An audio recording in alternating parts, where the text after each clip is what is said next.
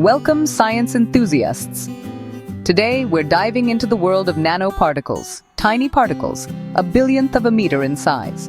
To put it in perspective, a sheet of paper is about 100,000 nanometers thick.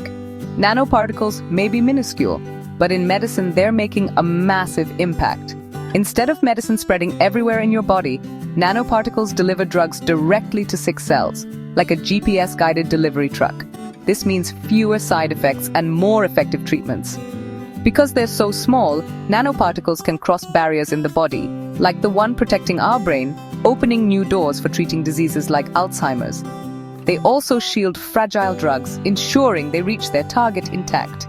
In short, nanoparticles make medicine safer, more effective, and capable of reaching places we couldn't before. But how do we make them? It's not as simple as chopping up medicine with a tiny knife. The process involves clever chemistry and physics.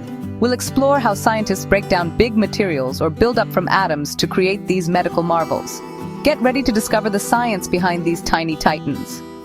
From cancer therapies to brain treatments, nanoparticles are changing the game. Let's see how they're made and why they matter. Let's get started. How do we shrink particles down to the nanoscale? Scientists use two main strategies, top-down and bottom-up. Top-down is like sculpting, starting with a big block and chipping away until you have something tiny. Bottom-up is like building with Lego, assembling nanoparticles atom by atom. Top-down methods use physical force to break down materials, while bottom-up methods use chemical reactions to build up structures. Top-down is straightforward and scalable, but controlling size and shape can be tricky. Bottom-up offers precision and control, perfect for custom-designed particles.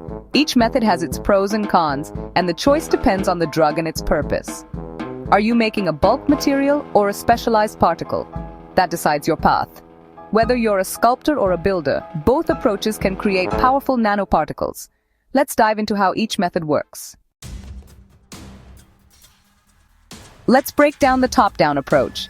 High-pressure homogenization is a key method, forcing a drug solution through a narrow gap at high speed, smashing crystals into nanoparticles. Laser ablation uses a pulsed laser to vaporize material in a liquid, forming pure nanoparticles as the vapor cools.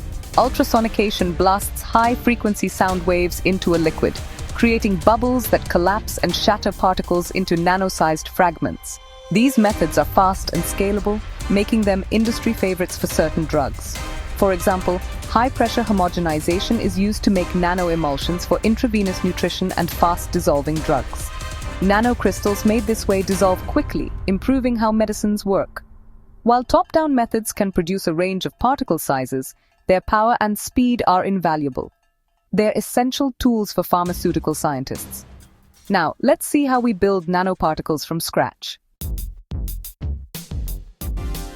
The bottom-up approach is where chemistry shines. Precipitation is a classic method. Dissolve the drug, add an anti-solvent, and nanoparticles form as the drug crashes out. Emulsion solvent evaporation creates nanocapsules by dissolving drug and polymer in a solvent, mixing with water, then evaporating the solvent to form solid nanoparticles. Ionic gelation is gentle, great for proteins or DNA, using charged polymers like chitosan and tripolyphosphate to form nanoparticles instantly. Polymerization builds both the polymer and nanoparticle at once, starting with monomers that link into chains inside tiny droplets. Each method offers control over size, shape, and drug encapsulation. Bottom-up techniques are perfect for delicate drugs and custom-designed particles. They allow us to fine-tune nanoparticles for specific medical needs. Whether it's a simple precipitate or a complex nanocapsule, bottom-up is all about precision. These methods are the foundation for advanced drug delivery systems. Now, let's look at some cutting-edge twists on these techniques. The possibilities are endless when building from the ground up. Let's explore more innovative methods.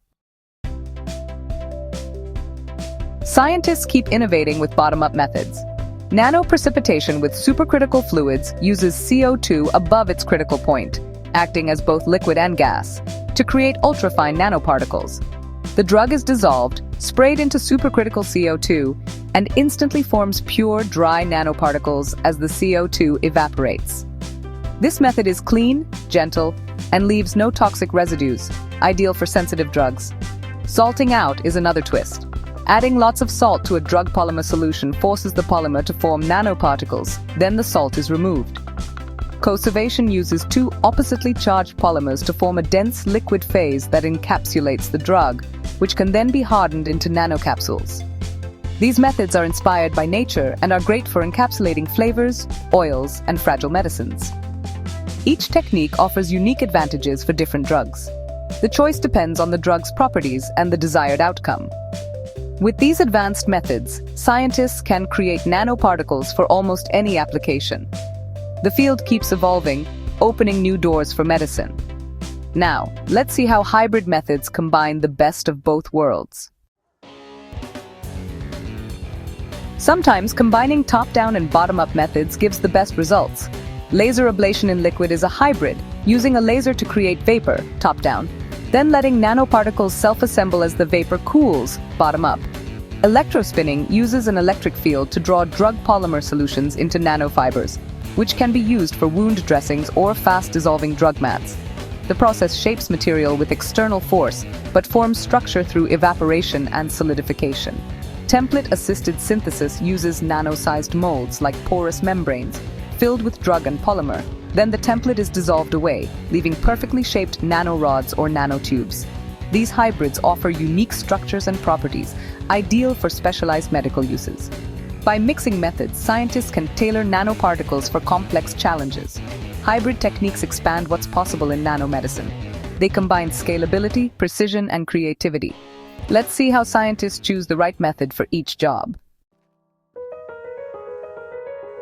How do scientists pick the right method? It depends on the drug's properties, solubility, stability, and sensitivity to heat. The intended use matters. Intravenous drugs need tiny, uniform particles. Oral drugs may need fast-dissolving nanocrystals. Scalability and cost are crucial. Some methods are easier to scale for mass production. The choice of excipients, polymers, and surfactants also guides the method. Safety and biocompatibility are always top priorities. It's a careful balance of science, practicality, and patient safety. Every nanoparticle is the result of thoughtful design and smart choices. Making nanoparticles is only half the battle. Quality control is vital. Scientists measure particle size and distribution using dynamic light scattering to ensure consistency. Shape and surface are checked with powerful microscopes like SEM and TEM. Surface charge, or zeta potential, is measured to ensure particles stay stable and don't clump. The right charge also affects how nanoparticles interact with cells. Drug loading and encapsulation efficiency are tested to confirm the right amount of medicine is inside. High-performance liquid chromatography precisely measures drug content. These checks guarantee nanoparticles are safe, effective, and ready for their mission. Quality control ensures every batch meets strict standards. Only the best nanoparticles make it to patients.